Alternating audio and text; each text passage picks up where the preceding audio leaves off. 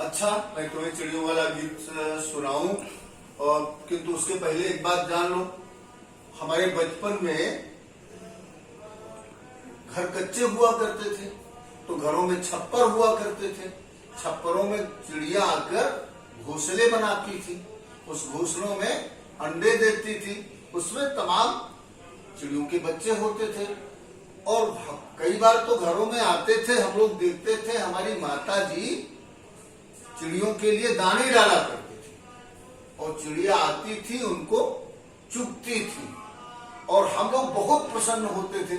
मैं था, मेरा भैया था छोटा, और हम लोग जो है उनके पास जाते तो वो तुरंत उड़ जाती थी। किंतु इसके बावजूद जब हम दूर हो जाते तो फिर वो आ जाती थी उनके पास। उनके पीने के लिए घरों में परैया में पानी भरकर टांगा जाता था। आज ये सारी चीजें नहीं होती हैं, इसीलिए चिड़िया कम हो गई हैं, पेड़ पौधे नहीं रह गए हैं। मैंने इसके लिए एक गीत लिखा है, अब वो गीत मैं तुम्हें सुनाता हूं, सुनो। नाचा करती थी गौरैया, आंगन में करता थैया।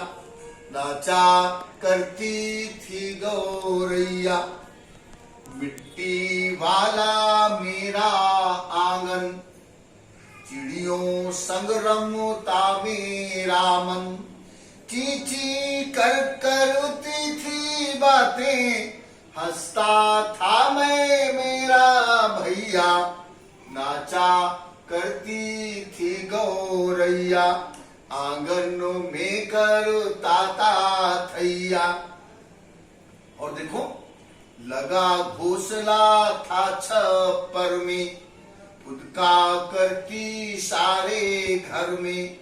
दाने डाल चुगाया करती, नेह भरे आंखों से मैया। नाचा करती थी गौरैया, आंगनों में करता थैया। कंक्रीट के भवन बने हैं, आसमान तक खड़े तने हैं। अब न घोंसला और न आंगन, नहीं दिखे वो सोन चिड़ैया। नाचा करती थी गौरैया, आंगनों में करता थैया। नाचा करती थी गौरैया।